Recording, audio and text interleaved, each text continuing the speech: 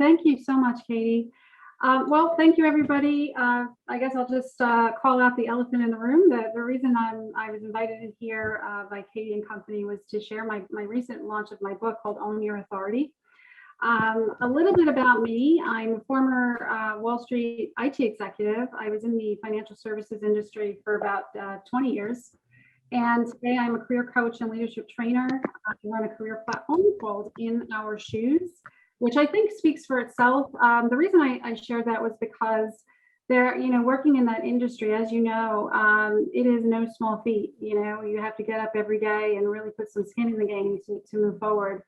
And at least in my, sharing my experience, and I do go into this in the book, I worked in a very abrasive equity trading environment. And, I really learned, as you can tell, probably from the first couple minutes listening to me, I'm pretty soft-spoken. My voice doesn't go louder than this. And so, to really move and advance myself all the way through to executive level, running, global tech enterprise systems wasn't an overnight, one-stop solution.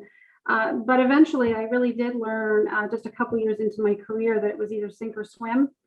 And I had to own my authority. And so that's what the book is really, really all about.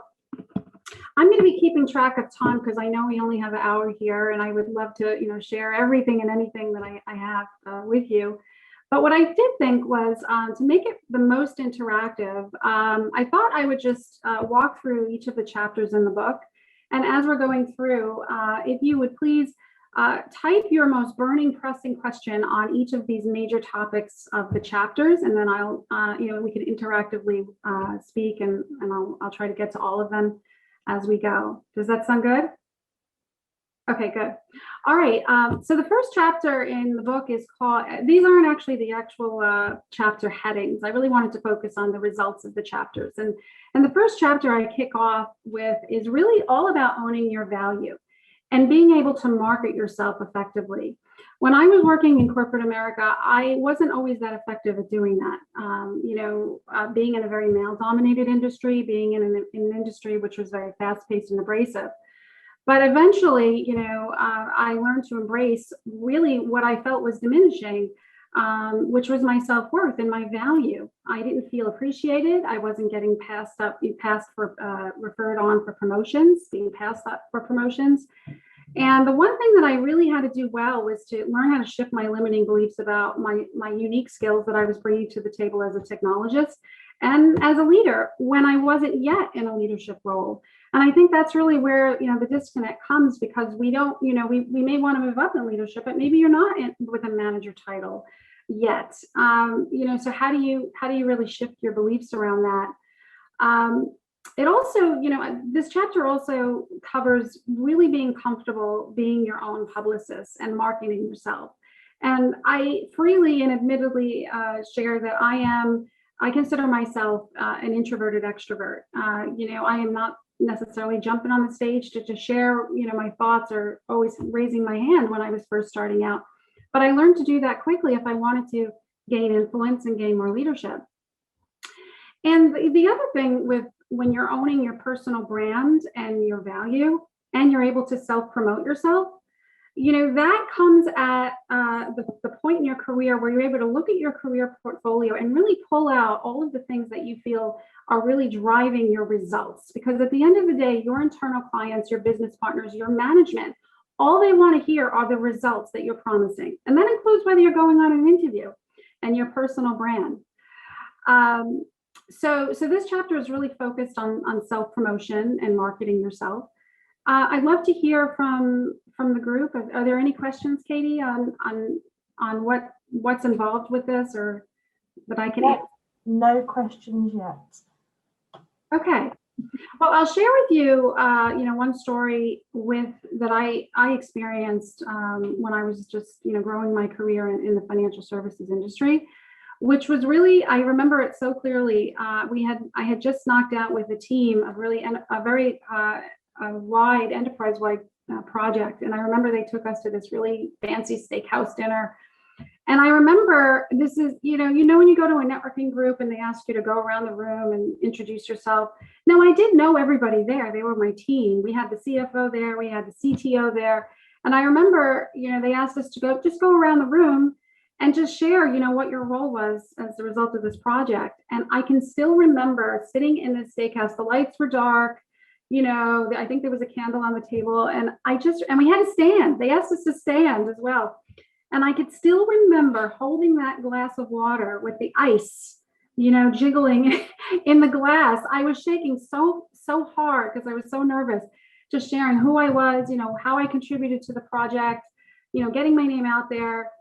And after that night, I think I had a shift in where I really wanted to go with my career, because I wasn't, if I was so nervous to even stand up and share who I was, I was just a couple of years out of college, then how was I going to take on more leadership? How was I going to do a presentation? How was I going to, hire people? How was I going to have a team? And so from that point on, I got really comfortable being more comfortable, sharing my value in meetings and one-on-ones. Has anyone ever had, sort of a freeze moment where you're in a meeting with your manager and, they're asking, whether it's a status report or anything, does anyone want to share where they were in that type of situation where they're not promoting themselves? I think personally, from my perspective, when it's just talking about a project to say what we've achieved, deliverables, I'm fine. When you go into one of those promotion talks, end of year reviews, etc., it's very difficult to do it then, because you feel like, oh, everything I say is because they will think I'm asking for more money, or then it becomes harder. That's where I have the freeze moments. At the end of the year? Yeah, like those talks specifically on yourself versus a project overview. Okay, good. I'm glad you gave that example. I'm going to give you a quick formula on how to really sell yourself in that example. So one of the things that women, I can't say this is across the board, but women are known to talk about what happened, as a result of like a recap, whereas men tend to talk about the future vision, and so especially at an end of year performance review, yes, you want to recap the highlights, like your bullets, absolutely. And I cover that in the book, how to go in and knock out the technical way of really, when someone's short on time, not able to listen to you, how to get that out really quick. But when you're at the end of the year, you're always looking forward, right? You might have worked on 3 projects for the year, but there's a program, right? Those projects and initiatives are part of a bigger program. They're not just standalones. Usually they're not, right? They could be. But if you want to be impactful, you want to be part of an initiative and a program. So what I recommend is talk about the future end state. Talk about how what you've just accomplished this year is going to drive the results for the next year or 3 years, 1 to 3 years out. Because as a female in financial services, right, they want to hear the promises. They want to hear that future state. Not just what happened. It's easy for us to say what happened because everyone knows what happened. But then you could talk about the benefits. You could talk about the risks of the future recommendations or opinions or things that you think should happen. And it also demonstrates that you are thinking ahead and you're staying 2 steps ahead of your internal clients, which in this case is probably your boss, right, Anisha? So, you always want to have the answers to the questions before they ask them. And the first thing they're thinking in the back of their mind is, maybe, it's not the only question, but they want to know the future, like what's the impact? Where are we going? And they already have in their mind what they're going to be measured against. But you also have to have in your mind what you're going to be measured against. So if we were to fast forward 1 year from that performance review, what are the beats you have to hit? How are you going to land the plane? Where do you need to be in your career, right? With also an understanding of where your manager needs to be. And just sharing where you think the process should go, antiquated processes, really put some skin in the game and stick your neck out and share $1 million idea. I always say drop a bomb in a meeting when it feels right, because that's really what you're being measured against. Those are the soft skills. And actually that's what this chapter is about, your personal brand and soft skills. Thank you. That's really helpful. Thank you. Yeah, no, you're welcome. Marisa, we've had Margaret. I don't know if you want to read your question out, or are you happy for me to read it out? Oh, I don't mind. I thought it was easier to put it in No, the. that's fine. You go. There have been research done by Rudman many years ago, and they coined or she coined the term backlash effect, which basically means that women do not engage in self-promotion because the women who actually do self-promotions are perceived negatively by others. So a lot of women wouldn't even start doing it because it can show them as being less attractive, socially attractive, less hireable. And I think it also depends on the culture where self-promotion is kind of frowned upon. Maybe it's not the same in America because that's kind of what is expected, but in Europe we're kind of more reserved. So kind of bragging about your achievement is quite difficult, especially if you're a woman. I'm so glad I don't know if you obviously didn't read the book, but I'm looking at the book right now. On page 41 in that chapter, I cover your no action actions and the backlash to not promoting yourself. Yes, is it a cultural thing? Absolutely. I actually started in our shoes in London. My business is based in the UK, and then I I was here in the US because I was doing a lot of traveling. So I know very well what European women and women in the UK struggle with. And yes, there is a perception, and I'm so glad you hit in on that word, the perception that you might be boasting and that you might be overdoing it, right? Well, let me ask you, what's the risk of you sitting on your hands and waiting and seeing and waiting for something to happen? There's a risk to that as well. If you do nothing, you receive nothing, you achieve nothing. A ball of motion stays in motion. So, the question I have for that concern is, how do you want to be perceived? And the answer to that question will drive how you show up. If you want to be perceived as someone who keeps the lights on, who does their job, puts their head down, gets their things done, great. But if you want to be seen as someone who can impact change, who can become a thought leader, who can be an advisor versus an individual contributor, a thought leader versus an executor, someone who's in the details but not really good at sharing recommendations and ideas, then that's how others will perceive you as well. So in order to see change, you have to change. That's just the definition of the first success principle of anything in life. So I would invite you to try on one day in a subtle way, in your own natural personality, how you can put your name forward and make sure you're giving credit for your ideas before someone else steals them. And also make sure that your name is being passed around the organization. But I'm very familiar with that argument. That's why I put it in the book. So thank you for sharing that. Marisa, we've got a couple more comments, but why don't we go on a couple of slides, get some more meat on the bones, and then I can interject. Sure, yes. In the chat. Okay. So chapter 2, actually, I just want to quickly mention, this chapter is about clarity, your purpose, communicating your purpose and your value, and then forming connections with those internally to make sure people know about your value and your purpose. Really quickly, I want to do a quick exercise. I want you all to, I'm going to get some motion in here. I want you all to fold your hands just like this. All right, so I want you to unfold and fold again. Does everyone have the same thumb on top? I have my left. Everyone have the same thumb? Unfold and fold again. Same thumb. How many of you have the left thumb on top? Raise your hand.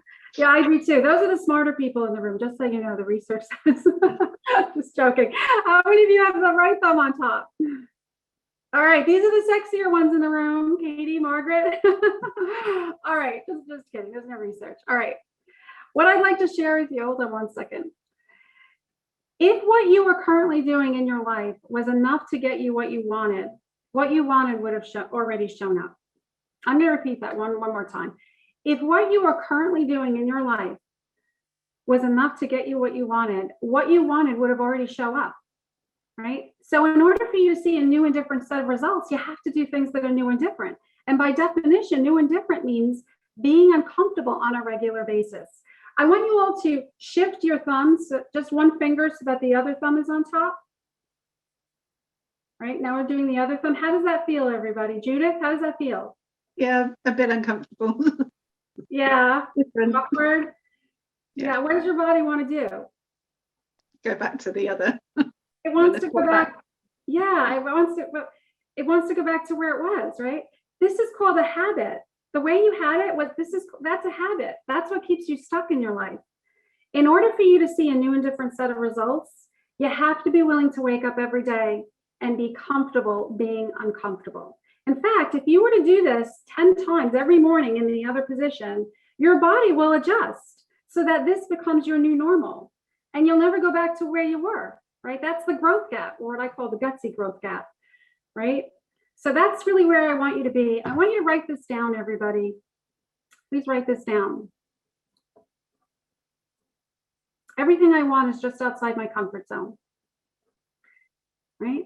Most people would rather be comfortable than do what it takes to get to where they want to be in any area of your life, right? And as children, we see children jumping in and doing things really quickly, right? They don't have any problem. But as adults, right, the filters come on, the fear of rejection and failure and looking foolish. Those are all the things that are holding us back. So I really want you to make a commitment today. Just take one thing, and maybe it's what was shared just before, by Margaret. Maybe it's just self-promoting yourself. Maybe that's the one thing that I want you to share in being comfortable, being uncomfortable.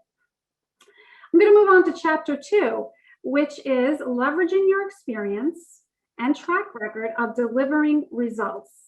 So what does that mean? A lot of the professionals that I coach, and who I was before I moved into higher levels of leadership, I became a domain expert. I was an expert at a functional area, right? In my case, it was computer programming. I was in the details. But if you stay there too long, there's a risk to that, right? You can't move up. You can't go into leadership. You can't move up as a thought leader. So the number one question I'm often asked is, how do I start to become a really relied on decision maker, even if you're not in a leadership role? How do I make strategic decisions, right? A lot of women, they struggle with how to go from the details, execution mode, to more strategy, right? So that's what that chapter is about. And the solution to that is repackaging yourself, finding a void and filling it. And actually, I have that as a subchapter in this section, demonstrating that you are ready to move into more leadership. Because when you're able to do that in subtle, small ways, right, you're looked upon no longer for how you execute and what you deliver, although that's important. You're looked upon for how you think, your ideas. You're no longer the person that churns out great results behind the scenes. Now you're an advisor, the advisor role, right, who can communicate and deliver on results. When you think about an interview, the best interviews are when you nail the interview and you share your results, your promise to deliver, because those who hire you want the same results that you did for your existing company to go do it for them, right? They want you to repeat it.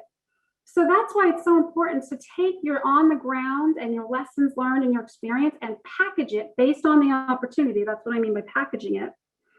And shape it so that now you're selling those results based on everything that you've earned, that you've gained over time, your experience and your skills. So Kate, if you want to go on to the next, take a question, I'll expand on this. That actually links in quite nicely to Lindsay's question. I don't know, Lindsay, on the other screen, if you're wanting to ask that one. I was asking a question, if I can even remember it now, about the brand and kind of building your brand and personal brand. I'm kind of wondering, I mean, I guess ultimately it's kind of how you do unpick everything that you've done and everything that you're interested in and your experiences and package it as one thing. Because I guess I've, I guess to give an example, yeah. I've posted some things on LinkedIn and I'll share some things on LinkedIn, and my boss was a bit like, you kind of need to work out who you are and ensure that that's the kind of a consistent message and a consistent brand. You need to work out who you are. And I was just like, maybe, and I'm sure he was giving kind of prudent advice to some extent, but it was just like, what if you've got lots of different areas of interest? Like, how do you wrap that into one holistic brand? Well, we all have different areas of interest. That's a true statement. But when you're posting on LinkedIn, and I'm assuming that you're posting business tips and advice and strategies or whatever, I'm assuming you really want to get clear on your why. So do you have, if there was one thing you could share with me, Lindsay, is there, what would be the one thing you would share about your why you're in the profession that you are? What do you do? I do relationship management in asset management. Ah, okay. So relationship and asset management. So you have lots of clients. Yep. Yes. Okay. So with your clients, how do you grow and build your relationships? I would consider you an expert, right? If you're dealing and managing assets, then you must be really good at helping your clients sleep at night and making sure that you have their back as their advisor, right? I'm assuming that's an advisory role as well. So what would you say your why is in terms of what you do in your function? Well, my why, my passion is about connecting people. So it's actually, so I actually kind of much prefer the kind of top level and not the detail. Yes. So I connect experts to experts, and I kind of encourage, great conversation to, to deliver good solutions for our clients, basically. Okay, so you're what I call a center of influence, and I cover that in chapter 4. A center of influence is someone who knows a lot of people and enjoys bridging other people. Now, I don't know if you're aware of this, but there are a slew of people that don't know how to do that, right? They might be really good in one-on-one. That's another concern I also hear from a lot of women. I'm really good in one-on-one with conversations with people, but when I'm in a group or I have to present, I freeze. So someone like you, I imagine, can be in a networking room or a new room with people and can easily, run through the room, right? And maybe introduce people. But not everybody knows how to do that, right? So that's something you know how to do. What I would share, if that's part of your why, I would share on LinkedIn how people can naturally be themselves when they're connecting in business, their internal clients, right? Yeah. Is there anything you want to share here that you feel helps you do that effectively? Oh gosh, now you got me on the hop. Okay, I don't want to put you on the hot seat. I can't think of any, I can't think of anything immediately, but definitely, I mean, I do some mentoring as well, and I do try to help people be their authentic self. I guess in that process. So mentoring is a key part of doing this well, right? Because it shows who you are. Not everybody who's successful at what you do likes to mentor. They don't want to waste the time, right? So if you were to share that, your mentees, or a story that actually any question that your mentee has, that maybe you don't have to say their name, but maybe put that on LinkedIn and then just say, here's what I just advise, here's what I just shared with my mentee to support them in their career. And I am so grateful to be able to do this in my work. It's really not about asset management. It's about the people. That's who I stand for. Me, Lindsay Bass. It's about the people. Mm-hmm. I know. So interesting. Yeah, you wouldn't be, trust me, I know I work with a lot of asset managers, but besides that, I know that because you're in a very high level people facing role, you have to be about the people or you wouldn't be in that role, right? So, so share a little bit about why you enjoy connecting people, share a little bit about who you are, make yourself a little bit vulnerable, maybe share a story on the first time you really recognized you would want to be in that type of role. And definitely share a mentee question and how you answered it and how you're helping people. I get a lot of comments on LinkedIn from people I don't know, and they share to me, they say, you seem like you really care about people. And I just do that by sharing little stories, like this. And I have a feeling you know a lot of stories to share. So okay. I hope that's really useful. Thanks. You're welcome. Super. Do you want to carry on for the next slide, or are you happy for another question? Well, kicking off with Lindsay, I'm sorry, this was chapter 3. I cover fearlessly networking and building what I like to call your professional pipeline. But really, it's not about networking. It's actually developing relationships and building relationships. And that's actually a great segue for what Lindsay just gave me here. So what does that mean? In chapter 3, I talk about expanding your network, not to just make connections for the sake of connections. That's the number one objection that women have. They don't want to just go out to an event and pass business cards or show up at the after hours drink session at companies. They want to make meaningful, deeper connections. It doesn't mean you have to, come to my house on the weekend for dinner. It just means they want to go a little bit deeper. And this is just a pattern that I've seen in women. With a show of hands, do you feel that way as well? Do you feel like, more meaningful connections would help you in business? Show of hands. Yeah, that's just a trait of women. So I share that. I share how expanding your network to go a little bit deeper and not feel like it's so, on the surface. In that chapter, I also talk about reviving your network. And by reviving, I really mean that there are a ton of dormant connections that you may not be aware of that would love to champion you, that would love to champion your work if they knew about you. And that goes back to self-promotion. They can't know about you unless you're promoting yourself. It's just like a vicious cycle. So I really want you to think about and just write down or make a note on your computer of one person that you can think of, whether you know them well or not, that might be a consideration for a champion for you and your professional prospects. And then, of course, there is your internal contacts. So, there's the external network, those on LinkedIn, those who might be able to support you in getting another role. But then there's also your internal contacts, right? And these are people with inside information that will either, share unpublished opportunities. They will find people. You can find people to advocate for you. But you have to do that outreach. And whether it means, taking someone out to lunch or grabbing a coffee with someone. I know that we're in a virtual world right now, but I can tell you from my point of view, in the last year, I have met more people through virtual than I probably would have, in a year of live, right? Because I'm always in one fixed location. Now I'm meeting you right now, right? I wouldn't have been able to meet you if I hadn't connected with Katie on LinkedIn.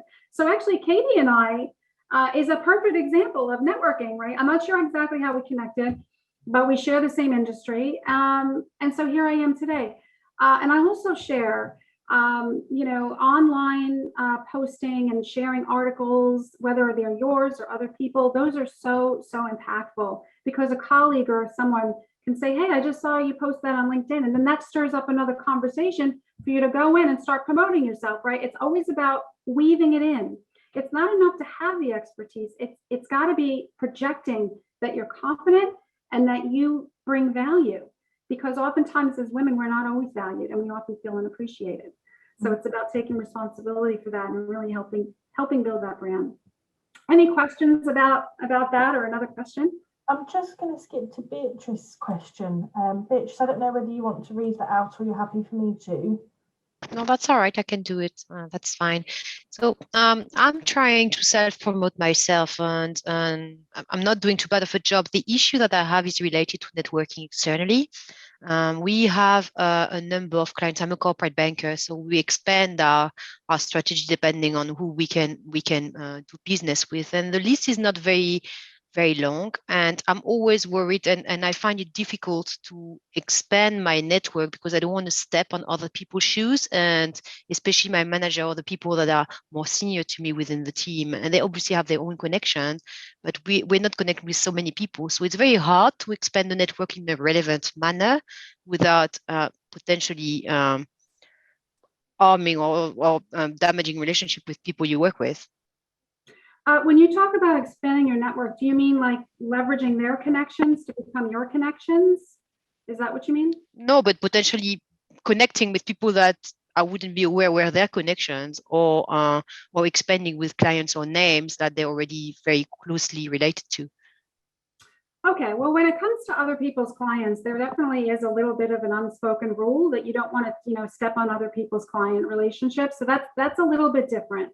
But as far as connections, one of the things I would suggest is not going behind the scenes and doing it, being more open about it.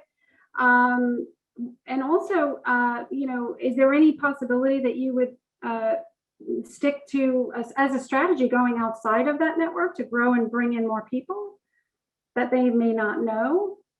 Yeah, sure. I could try. It's just that the universe of clients that we have is actually quite small, and Okay. it's difficult to. Yeah, it's just with time people move, and then that's the opportunity to eventually grow my network when the person they know may be out of the picture. But I can't really try to network with someone they're already related to. Yes. I would be real transparent about, your inclination to get more connected with other people. And I would even ask a question, who do you know who? That's a classic line that you can ask, who do you know who that, might be a good resource for me to connect with to support me? I'm a big advocate. I understand your universe is small, but you don't know if someone in the outside network may know someone that can support you in your career on the inside. I mean, there's this web of connections.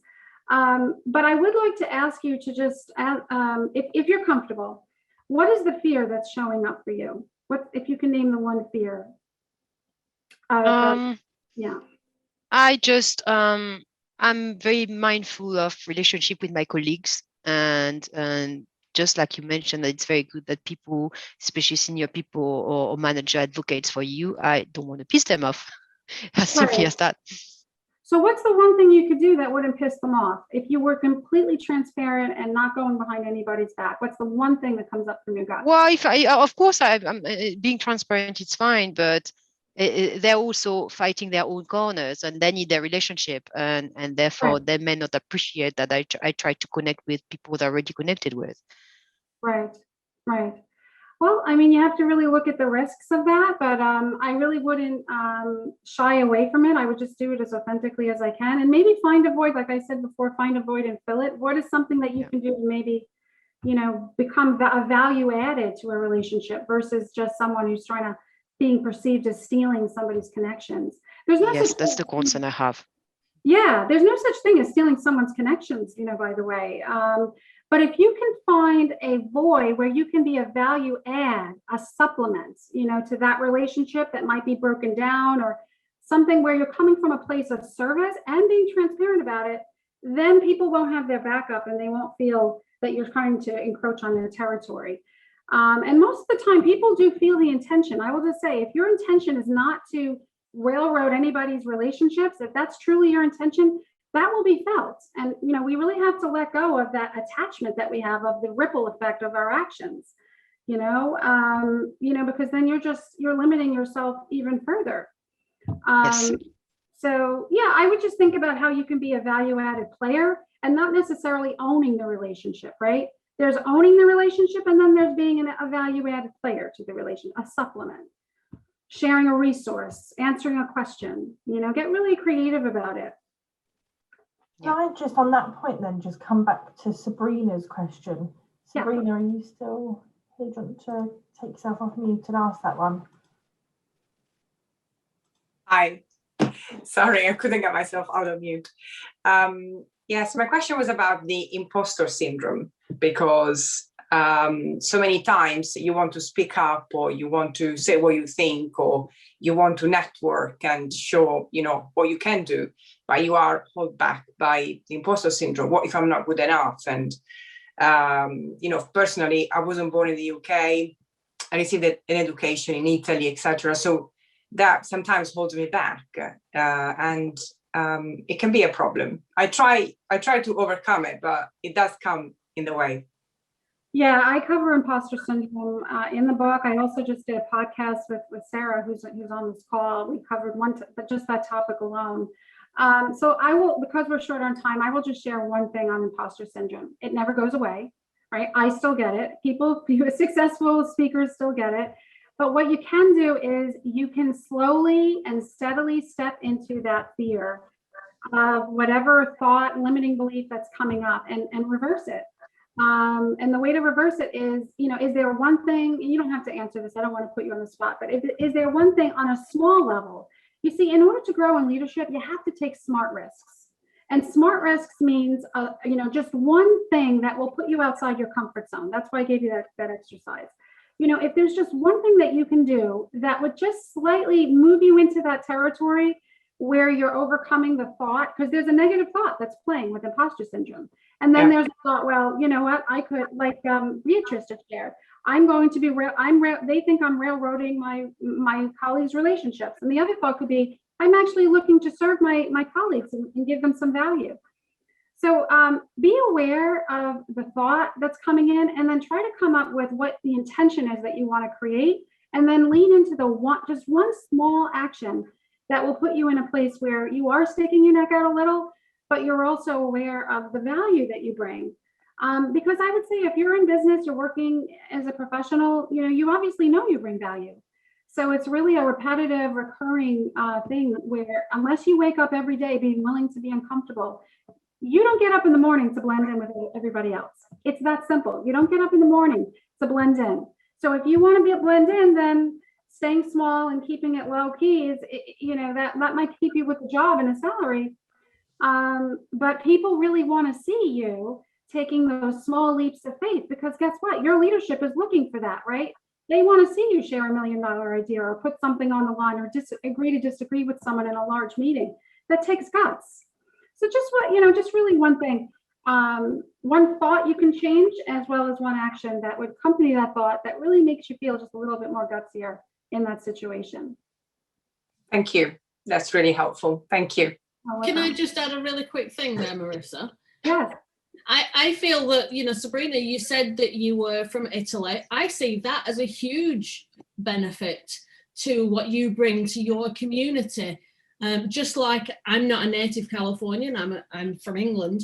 For me, that is a huge benefit being here in California.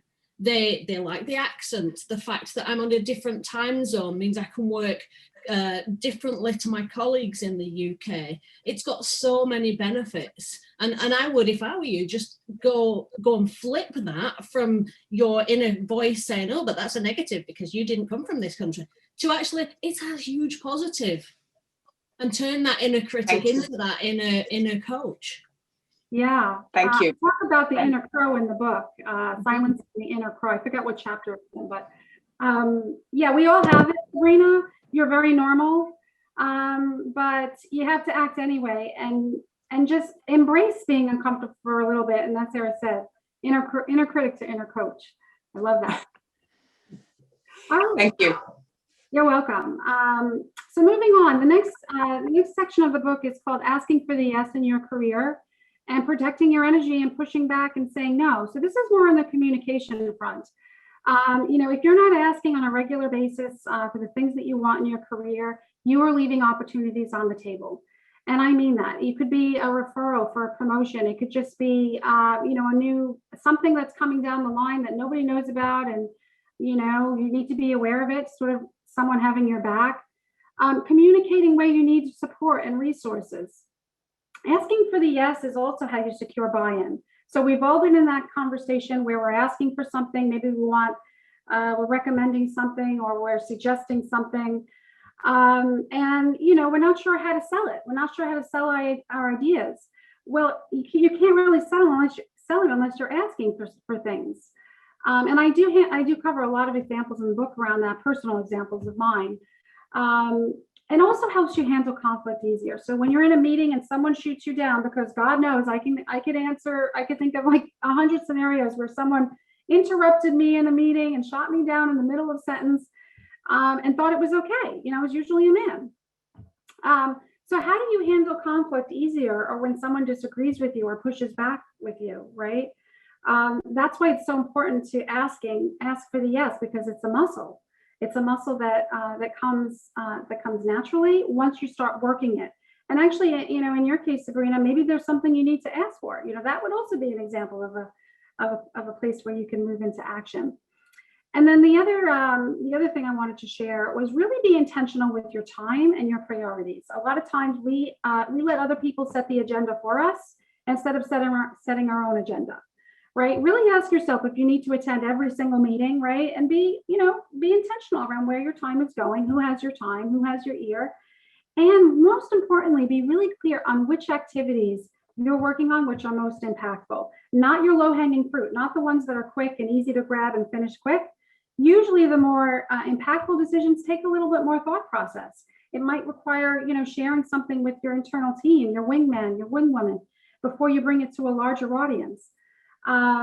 So I can't even tell you how important asking is in your career, especially because once you start asking as a normal everyday process, then when it's time to ask for the bigger things, right, it's just like natural to you.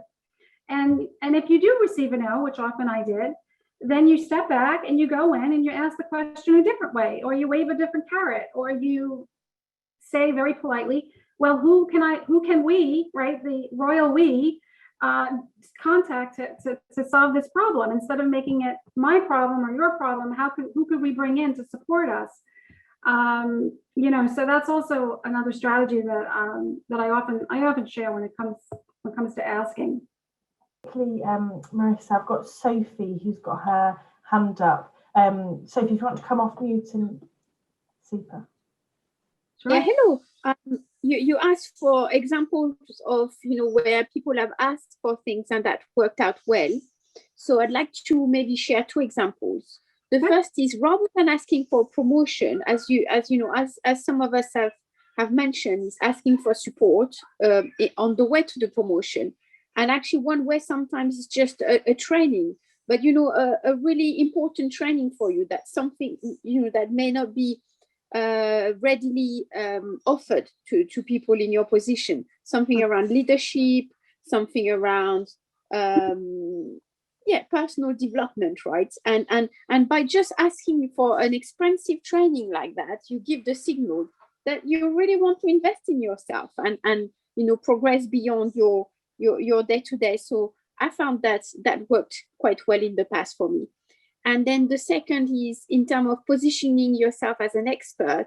If you attend conferences, specialist conferences, I found that often if you offer them to participate to a panel or prepare a presentation for them, they would invite you as a speaker. And maybe, to start with, if you don't have the right title, maybe they'll only give you, a short slot, but then it's a really good step towards presenting yourself as an expert. And, believe me, once you've done that, other conference organizers will pick up on it on your LinkedIn profile and invite you the next time round. And then, in a few months' time, you would have, spoken at several conferences and therefore built your subject matter brand. So that would be 2 tips I would share. Oh my God, Sophie, I love that. And you know why I love that? Because I share that. It's called the one-to-many approach. Both of those things, by the way. Speaking is like a key strategy for you to really quickly get your name out there. It's the one-to-many approach. And guess what? It's in chapter 5. So you guys are so aligned right now, it's not even funny.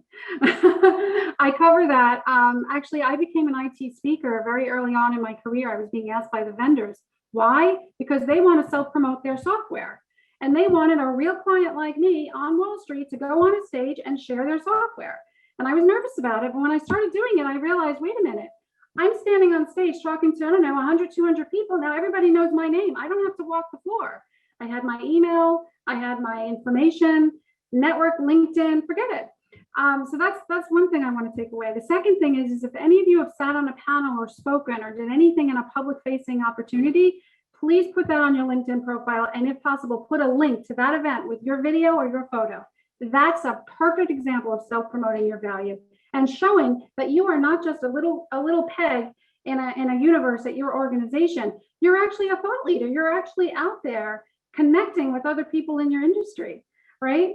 So I absolutely love that, and the leadership as well. I talk to people all the time that they say, how can I get more professional development or leadership? And so it really demonstrates, even though you're going to get the training, it also demonstrates that you're wired to grow, right? You just don't want to stay in one place. So that alone tells a very strong story about who you are and where you want to be in your career.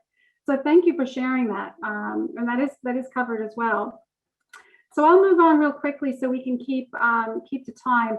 The last chapter is called Speaking Without Apology. I actually did a TED Talk on this called Speaking Without Apology. And this is really talking with first class, what I like to call first class poised communication or executive presence, and being really vocal with your recommendations and opinions in spite of others in the room disagreeing with you. And I think that's a really important fact, because a lot of times we get shut down, not wanting to share our thoughts and opinions because we're worried about maybe we're going against the grain of some senior person or our manager. You can respectfully agree to disagree. That chapter also covers presenting confidently in meetings, right? When you're speaking with your clients, as well as having what I like to call those tough talks, right? Which ultimately protect your clients and have their back. So a lot of times, you'll get waved away if you show a concern of something, or maybe you see a looming iceberg or a red flag, and maybe your manager or your internal client or business partner says, you know what, you don't have to worry about that, Sabrina. Sophie, we got that covered. That's not even an issue. But it is. You feel like there's an iceberg coming, right? That's what I mean by tough talks. Our mission as professionals, right? Whether you're an entrepreneur working for an organization or an entrepreneur running a business, your purpose is to have your clients back. And if you want to have your clients back, your management, your true internal clients, then you have to look out for them, and you have to share an opinion, an idea that might be a risk to the business or the project, or slip in scope or timeline, right? So I really encourage you to lean into that. That's what I mean by speaking without apology. And then also I cover a lot of small talk and storytelling. How do you take a simple, natural, thing that you want to share in the kitchen or at a networking event or in the office, and really wrap a story about that, around that, so that you are always focusing on your results and at the end of the day, leaving you memorable so that people say, wow, you know what? I really enjoyed her presentation. You know, she really gave a lot of golden nuggets in there that I hadn't thought of. And the best way to really effectively tell stories is to focus on the benefits and the risks. If you do this, this, and this, those are the results you're going to receive. And if we don't do this, this, and this, those are the risks you're going to face, right? That's a quick and dirty formula on that. I also just want to share, because I know we're running close on time, and then we'll wait for any questions, but I do have a couple bonuses here. If you are interested without getting the book, I have a free report, which is 101 ways to own your authority in your career at ownyourauthoritybook.com. So you could sign up for that there. It also comes with a companion audio podcast and an invitation to join the book club. So check that out at ownyourauthoritybook.com.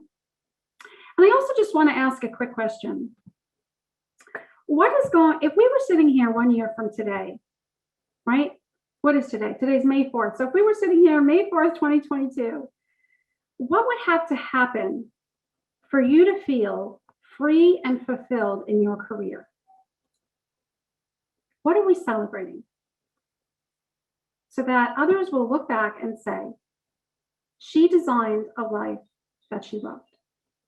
What is one thing that would have to happen in your life? Is it a promotion? Is it having more flexibility? Is it living closer to your office? Is it moving to a new country? Whatever that might be, what would have to happen? My career platform is focused on gutsy leadership. I believe that when we lead from our gut, our instincts, we can create whatever outcome we want if you're leading from your gut, in addition to your experience and your skill sets. There are two types of actions that you can take in your life. One are the obvious actions, right? In terms of career, you have your CV, you have the conversation you need to have, you show up at the meetings, you show up at the events, you do your presentations. Those are all great. I know that we are all smart, intelligent women, but that's not where I want to focus. I want you to focus on the inspired thoughts. I want you to really think about, right, the things that are coming out of nowhere, the impulses, right? Where you need to call, all of a sudden you wake up and you call the person that you need to take your career to the next level. Right? Or you make a list of a bunch of people, maybe 2 or 3 people right now who come to mind. You have to be willing to follow those instincts, right? And remember what I said earlier, if you were doing what was enough to get you to where you wanted in your career, what you wanted would have already showed up. So I want you to lean into one thing, right, that you would like to, just as an inspired thought, act on right away as a result of attending today. And I, as a special bonus, I haven't given this out to any organization at all. So you guys are the first one. I would love to also keep you accountable. So if you want, share with me that one gutsy action that you're going to take, right? And email me at Marisa in Our Shoes, and I'll give you some personal feedback and just share with you my thoughts on whether you're selling it effectively. It would also just be a one line of, if we were to meet at a networking event at a cocktail table, and I said, so Sabrina, what do you do for a living? Or Pevandi, tell me what you do. What would your answer be? Sell it to me, not on the textbook answer of your title. My titles don't mean anything. Tell me what it is you do. Focus on the result, focus on the value, so that I will immediately know what it is that you're doing. I invite you to do that, email me at Marisa in Our Shoes, and I'll give you a personalized voicemail on what that looks like. I'll send it back to you. I want to thank you for having me here. I also apologize for rushing through. I just wanted to keep to the hour, so I'll let Katie take it from here. Super, thank you so much. Does anyone have any last minute kind of burning questions? Obviously, you've got Marisa's contact details, and I'm sure she's happy for you to ping any last minute questions to her there. Please connect with her on LinkedIn. And obviously at the beginning of the chat, I have popped on the book details as well, so you can pre-order those. They're available from June. But if no one's got any last minute burning questions, then I'll just leave it to say thank you so much, Marisa. It was an absolute pleasure. Really, really inspiring and absolutely just what we need at the moment. So thank you very much. I wish you all the success. And yeah, fabulous. See you all soon. It was lovely meeting everybody. Really wonderful.